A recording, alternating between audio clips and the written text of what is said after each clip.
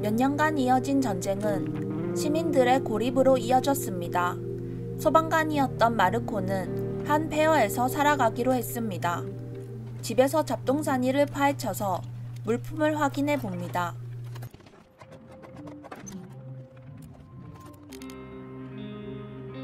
잡동사니들과 먹을 것 조금, 나무들. 풍족하진 않지만 피난처에서 생활할 수 있을 것 같습니다.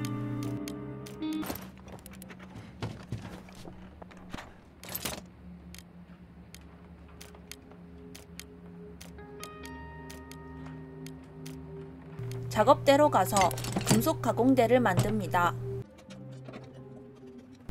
가공대에서는 쇠지렛대, 삽 등을 만들 수 있었고 피난처의 생활을 좀 더 풍요롭게 해줄 것 같습니다. 그리고 침대와 주방도 제작합니다. 별로 한 건 없는 것 같지만 하루가 지나고 밤이 왔습니다. 밤마다 집 주변에 물품을 수집하러 다닐 수 있습니다. 마르코는 안전해 보이는 파괴된 빌라로 방문합니다.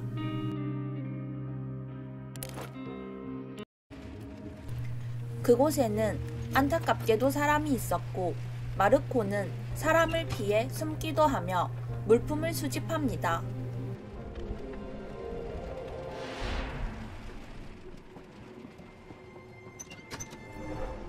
이곳에는 다행히 먹을 것이 많아서 가득 챙기고 화장실에서 약품 또한 챙길 수 있었습니다. 무거운 가방으로 나가던 마르코는 집주인과 마주칩니다. 여자는 다급히 일행을 찾았고 그 사이 마르코는 무사히 도망칠 수 있었습니다.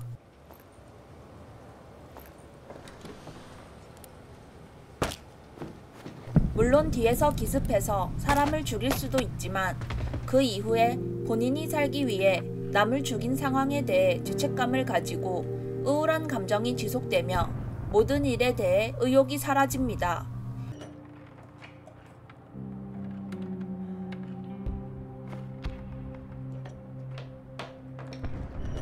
야간 수집도 거부할 것이며 우울감이 지속되다 결국 극단적인 선택을 할 수도 있습니다.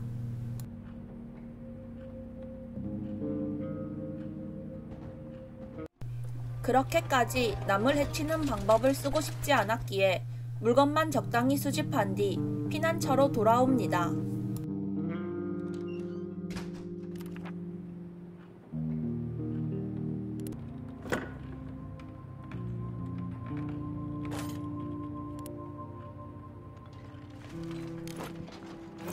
밤을 새고 와서 피곤했지만 피난처 정리를 마저 합니다. 그러다 어떤 이가 방문을 하고 경계심 가득하게 문을 열어줍니다. 그는 낯선 이웃에게 먹거리를 나눠주러 온 착한 이웃이었습니다. 감사하게 먹거리를 받고 내일 먹을 음식을 미리 조리합니다. 배고픔 상태였지만 전쟁 중에 매일 밥을 먹을 순 없었습니다. 소중한 식량을 아끼기 위해 이틀에 한 번 먹기로 합니다. 그리고 오늘 야간 작업을 위해 잠에 듭니다. 오늘 밤에 간 곳은 다행히 사람이 없었고 이곳저곳 둘러보며 물건을 한가득 챙겨왔습니다. 아침에 집으로 돌아오자 누군가의 공습을 받아 물건을 뺏긴 상태였습니다. 일단 밥을 먹어 힘을 보충하고 환자로 피난처를 보수하기로 했습니다.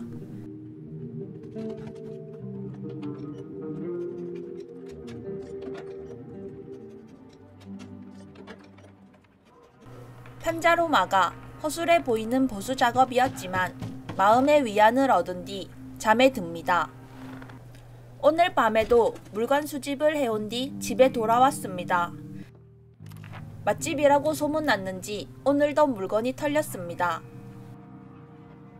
오늘은 3일마다 한 번씩 오는 프랑크와 물물 교환을 한 뒤 피난처 보수 공사를 위해 못쓰는 가구를 부셔서 나무와 땔감을 만듭니다. 분노의 도끼질 중 누가 문을 두드려서 나가보니 서로 돕자며 나무를 들고 온 이웃이었습니다. 눈물이 차올랐지만 고개를 들고 다음에 은혜를 갚기로 하고 감사히 받습니다. 피난처 보수 작업을 합니다. 우리 사랑하는 이웃에게 줄 건 많지만 도둑놈들에게 뺏길 수는 없습니다. 오늘 집에는 엄마 아이 2명이 방문했습니다. 어머니가 편찮으시다며 약을 달라고 합니다. 전쟁 중이라 약은 엄청난 가치를 가진 소중한 물건이지만 이웃끼리 같이 돕고 살고 싶었던 마르코는 흔쾌히 약을 아이들에게 줍니다. 그리고 마저 피난처를 보수합니다. 비싼 재료를 들여 광화문을 제작합니다. 약간 허접해 보이긴 하지만 문을 믿으며 잠에 듭니다. 오늘 야간에는 장비를 챙겨 물건을 수집하러 갑니다. 문을 몰래 닫고 쇠창살을 줄톱으로 끊어냅니다.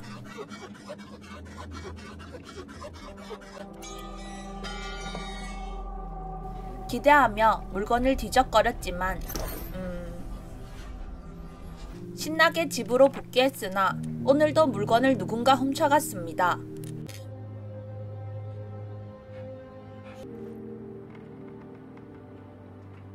분노의 아점을 먹는데 누군가 또 부릅니다. 문으로 나가보니 이사 가는 사람이 책을 전달합니다. 일단 주니까 받습니다.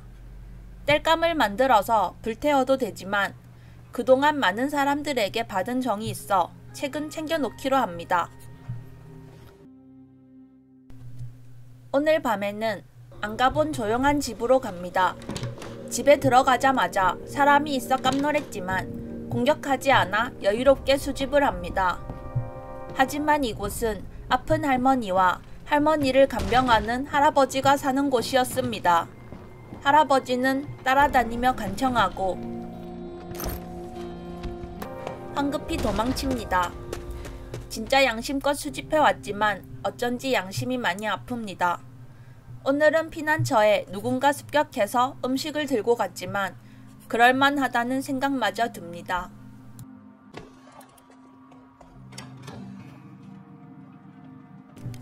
피난처의 식량을 하도 훔쳐가서 식량을 만들기로 합니다. 바로 쥐덫입니다. 쥐덫을 하나 설치하면 쥐가 2마리가 돼서 돌아옵니다. 전쟁 중이라 소중한 단백질입니다.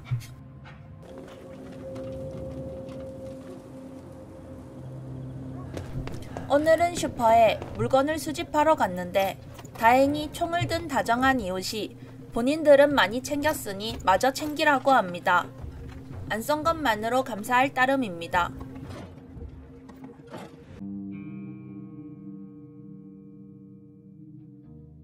수집 후 집으로 왔습니다. 오랜만에 오늘 밤은 조용했습니다. 퐁당퐁당 법칙에 의해 오늘은 물건을 훔치러 올 것 같다는 생각이 들어 집에서 경계를 서보기로 합니다.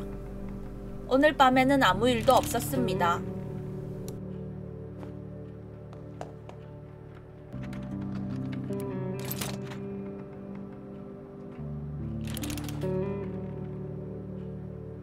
쥐고기를 수집하고 프랑코 씨와 물물 교환도 합니다. 그리고 밤에는 위험하다는 창고를 한번 털어보러 갔습니다.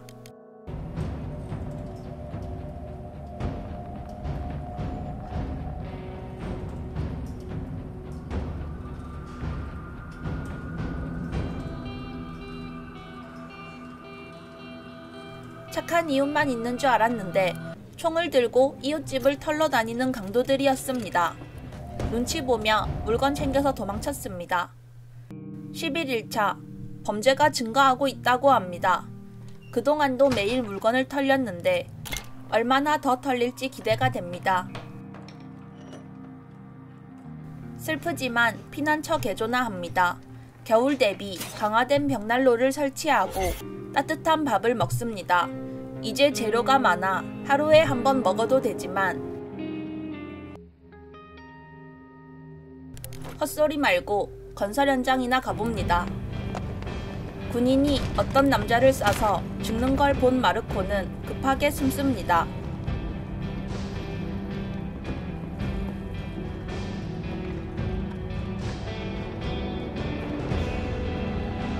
마르코를 못 본 건지 군인들은 사라지고 급하게 집에 되돌아가던 마르코는 시체에서 야무지게 총을 파밍하고 집에 갑니다.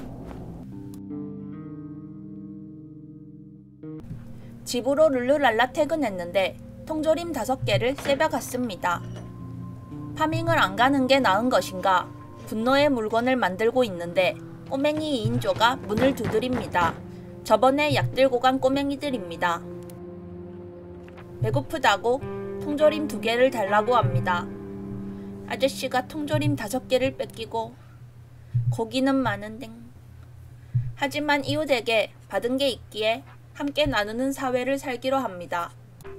마르코는 전쟁이 끝나면 모든 이웃을 초대해서 배 터지게 먹겠다는 생각을 해봅니다.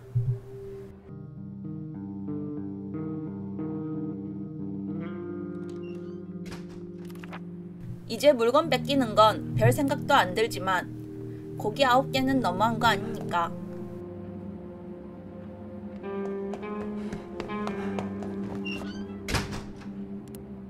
오늘도 이웃이 와서 물건을 주는 줄 알고 신나게 문을 열었더니 갈 곳이 없다며 함께 살 수 없냐고 합니다. 혼자 살자니 외롭기도 하고 전쟁통에 쫓아내기도 좀 그래서 받아줬습니다. 하지만 아픈 상태인 건 안 알려주지 않았나요?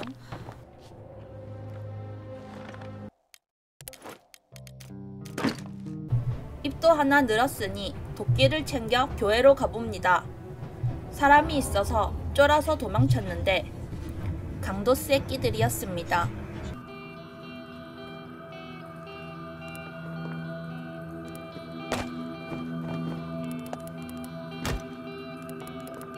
몰래 숨어 있다가 기습으로 처리해줍니다. 기습으로 덤벼서 상대방이 한 대만 맞아도 죽는 상태가 됐지만 전투 경험이 없던 마르코는 엄청나게 얻어맞게 됩니다.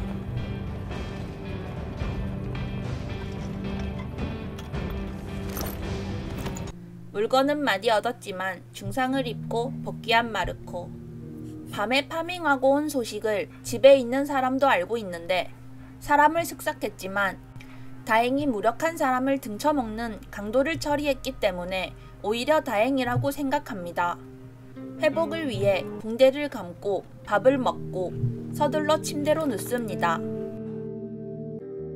중상 입은 마르코가 쉬면 좋겠지만 효율을 따지기 때문에 가방 15칸 있는 마르코가 수집을 하러 떠납니다. 에밀리아가 집을 잘 지켜줄 것입니다. 물건을 엄청나게 파밍해 왔고 집에 있던 에밀리아가 총으로 집을 지켰습니다. 그리고 오늘은 오맹스와 엄마가 집에 찾아왔습니다. 그동안 도와줘서 고맙다며 커피를 전해주는데 전쟁통에 이웃끼리 돕고 살아야 되는 것 아니겠습니까? 멋있게 거절해줍니다.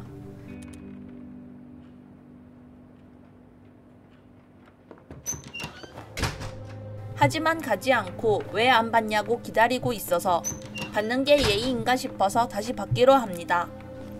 오늘 밤 물건 파밍을 하고 왔을 때 또 강도가 들었고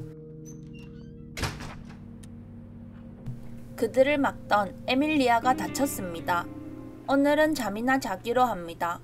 자고 일어나면 회복되어 있기를 바라며 오늘 밤에는 병원을 방문했는데 이곳에는 자원봉사자들도 있고 환자들도 있었습니다. 전쟁 중이었지만 사람들을 치료하기 위해 병원은 유지 중이었습니다. 부상 중인 마르코에게 친절하게 붕대도 감아줍니다. 이제 물품이 충분히 있었던 마르코는 이웃에게 정을 나눠주기로 합니다.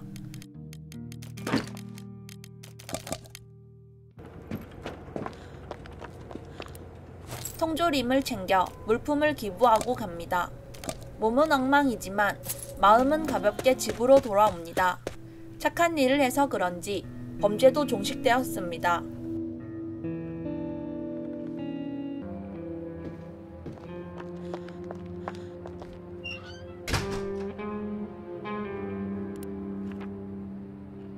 오늘은 본인을 도와달라는 이웃이 와서 이제 범죄도 없겠다 흔쾌히 도와주러 갔습니다.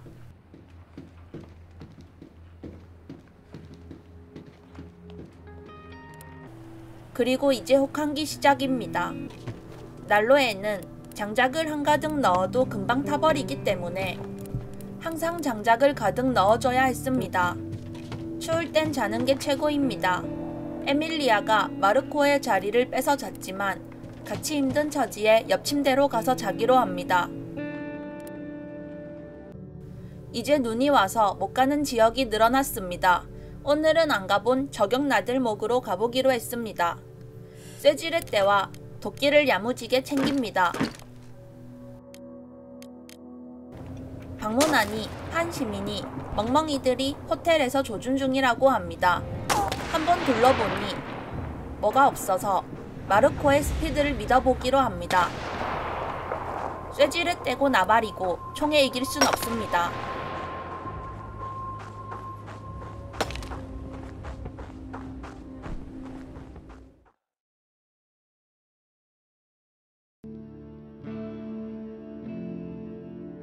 중상을 입고 집에 돌아온 마르코. 집에 와서 붕대를 감습니다. 오늘도 가방 15칸의 죄로 파밍하러 왔습니다.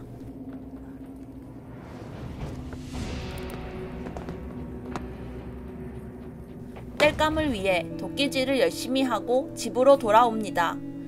이제 범죄 종식이라고 했지만 강도들은 종종 찾아옵니다.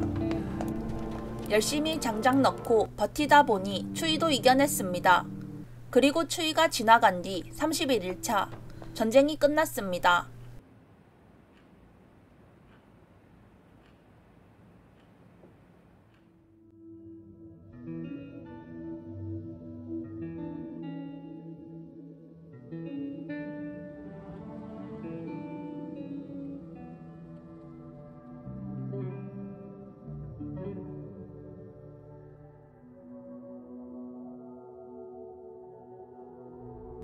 많은 이웃들의 도움으로 살 수 있었고 휴전선언으로 전쟁이 끝나게 되었습니다.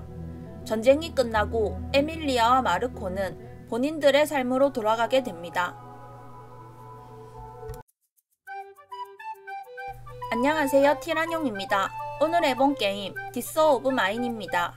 11비트 스튜디오에서 제작이며 전쟁 생존 장르 게임입니다. 처음에는 설명이 없다 보니 죽으면서 배우는 게임으로 조금 어려울 수 있지만 이웃과 협력도 하고 물건 파밍, 피난처에서 물건을 제작도 하며 생존하는 재미가 있습니다. 특히 상대방을 죽이거나 물건을 훔치는 요소가 있으나 사람이다 보니 그로 인해 우울함 등 감정의 변화를 겪고 물자가 많더라도 우울한 감정으로 인해 자살도 할 수 있는 등 실제 전쟁에서 겪을 수 있는 일들로 전쟁에서의 아픔을 생각할 여지를 줍니다. 오늘도 시청해주셔서 감사합니다. 행복한 하루 되세요.